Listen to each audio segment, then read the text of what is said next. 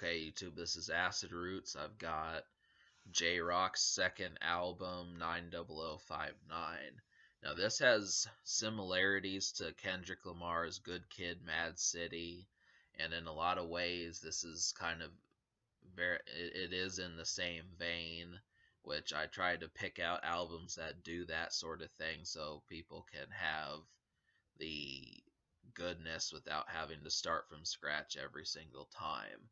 Now, the difference between that is this is more of Kendrick's type camp more so than anyone else, and the Black Hippy group does things a little bit differently than, say, Jay-Z or Gucci Mane or Puff Daddy's group, these different sorts of folks.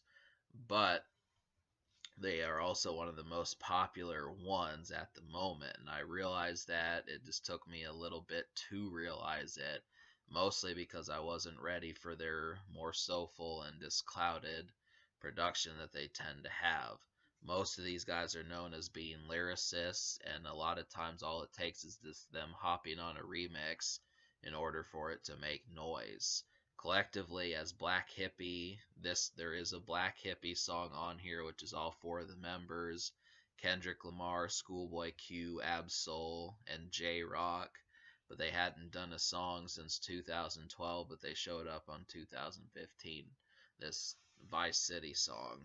So really what I find myself thinking is I still need like that definitive smash, kind of like Nothing But a G Thing by Dr. Dre, or The Real Slim Shady by Eminem, just that kind of inescapable song. I know a lot of the internet and social presence that these guys have works, but it takes a little bit more than that for me.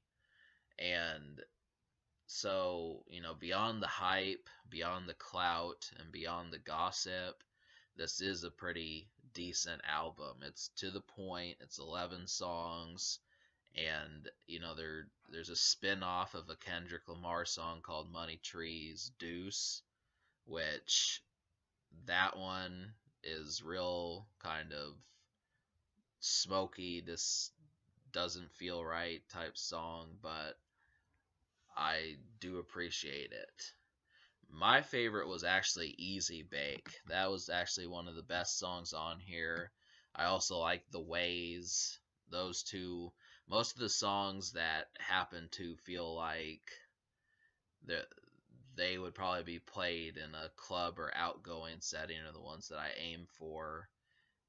There were a couple songs like Wanna Ride and Telegram that didn't work that well for me, but Gumbo was a pretty good one. A lot of these also feel like not just being out at places, but also being in a vehicle.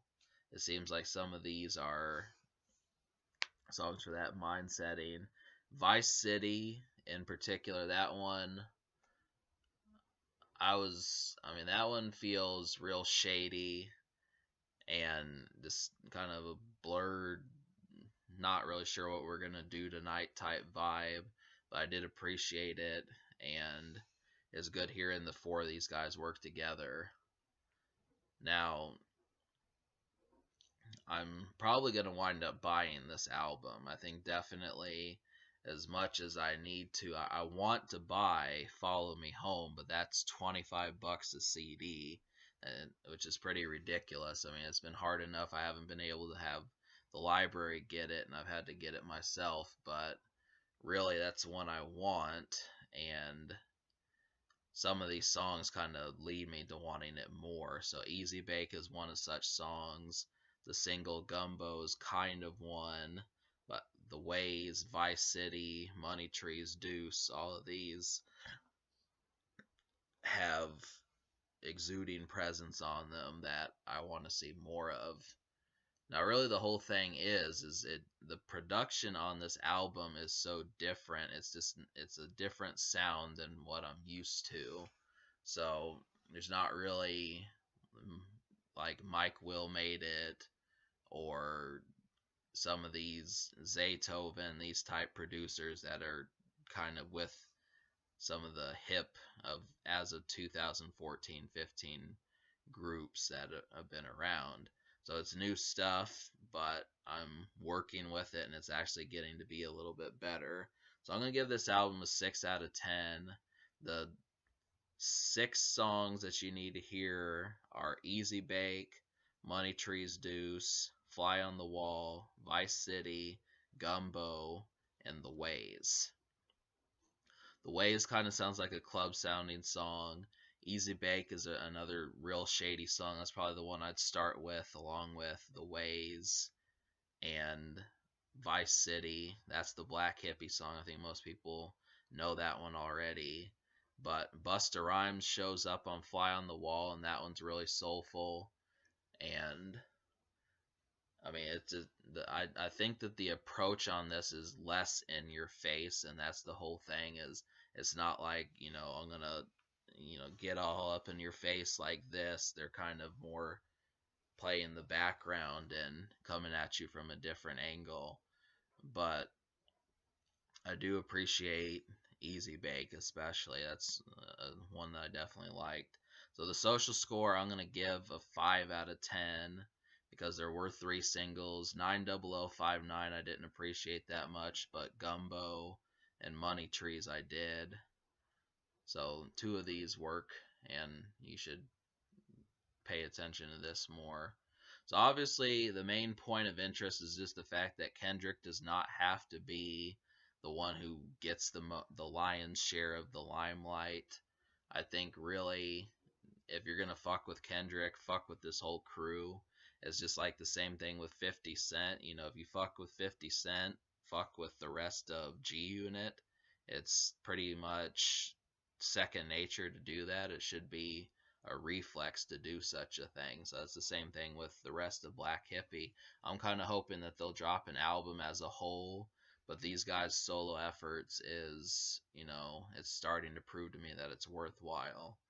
So can this record be topped? Yeah, I think it could. Could have shaved off a couple songs that I didn't mention, like The Message and Necessary. Put maybe a club song on there, and maybe 1 or 2 extra soulful songs. Put Schoolboy in specific on there to show off some of the more members of Black Hippy. But, apart from that, this is not too much of a complaint. This is kind of like a placeholder, I would think.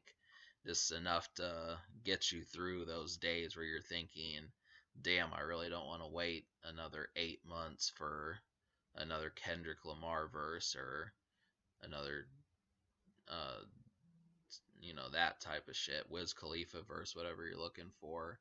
So, obviously this works. But, yeah, so the Future, he took 4 years off between Follow Me Home and this one. I'm hoping that doesn't happen again. He said it was because of politics. That was the reason why it was delayed as much. But subscribe for more fun, and I'm going to try to review more of Black Hippy.